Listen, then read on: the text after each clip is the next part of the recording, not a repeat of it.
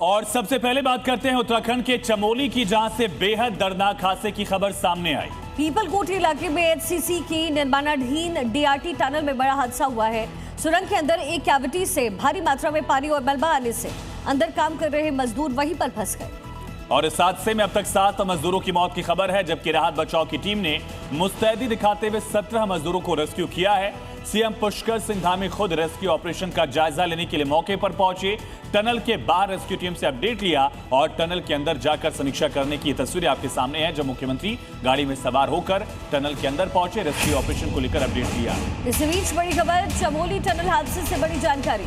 CM Dhami tunnel के अंदर पहुंचे, रेस्क्यू ऑपरेशन की जानकारी इस समय ले रहे हैं। टनल हादसे में अब तक 7 लोगों की मौत की जानकारी। एनडीआरएफ का रेस्क्यू ऑपरेशन लगातार जारी है। 3 और मजदूर इस टनल के अंदर फंसे हुए हैं। 1.5 किलोमीटर अंदर वो फंसे, ऐसी जानकारी है। और ये तस्वीर आपके सामने, जब खुद मुख्यमंत्री पुष्कर सिंह धामी मजदूरों के रेस्क्यू की जानकारी लेने के लिए टनल के अंदर पहुंच गए। हालांकि रिस्क था, पर इसके बावजूद मुख्यमंत्री धामी टनल के अंदर पहुंचे और वहां रेस्क्यू को लेकर अपडेट लिया, उनको ब्रीफ किया गया।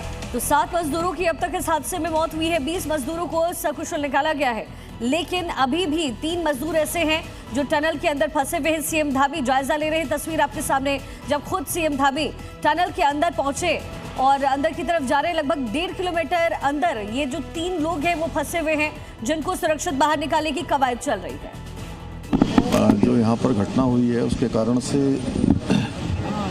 जो कुल 22 लोग, ऐसा अनुमान यहाँ पर बताया गया कि 22 लोग कुल काम कर रहे थे। उसमें से 3 लोगों को छोड़ के बाकी सभी लोग रेस्क्यू हो गए हैं और जो गंभीर रूप से घायल हैं उनको यहाँ एडमिट किया है अस्पताल में। और कुछ लोगों के लिए बेस में भी बात की गई है कि बेस में अगर जिनको भेजना है बेस में भेजा जाएगा।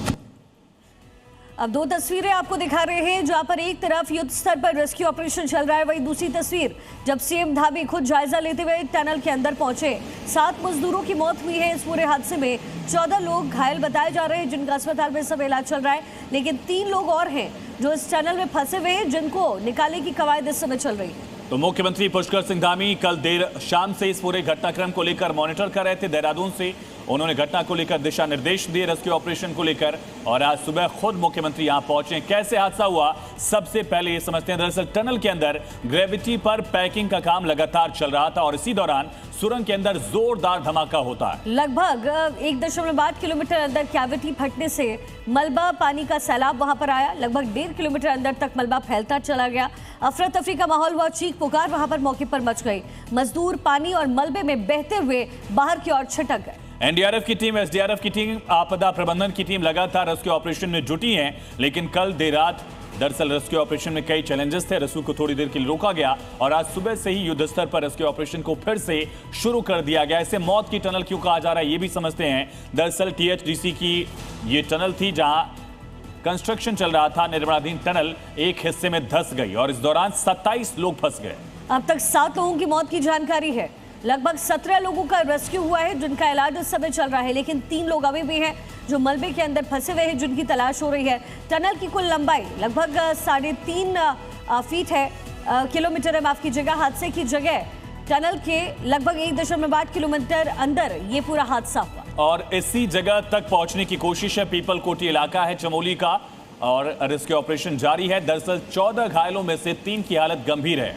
और ये तस्वीर आप देखिए किस तरह से जो ड्रम्स हैं उनको एक मेकशिफ्ट बोट की तरह इस्तेमाल किया जा रहा है उसका, ताकि थोड़ा और अंदर तक पहुंच पाए। ये पानी वाला इलाका आप देख रहे हैं, ऊपर से मलबा गिरा, एक कैविटी यानी कि खोल हो गया था और वहां से भरभरा कर मलबा अपने साथ सैलाब लेकर आया, पानी ले आया और इस हिस्से में पानी भर गया है अंडर कंस्ट्रक्शन टनल में। इसी में जान गई है कई मजदूरों की। 3 मजदूर अभी भी फंसे हुए हैं, उनको निकालने की कोशिश युद्ध स्तर पर जारी है।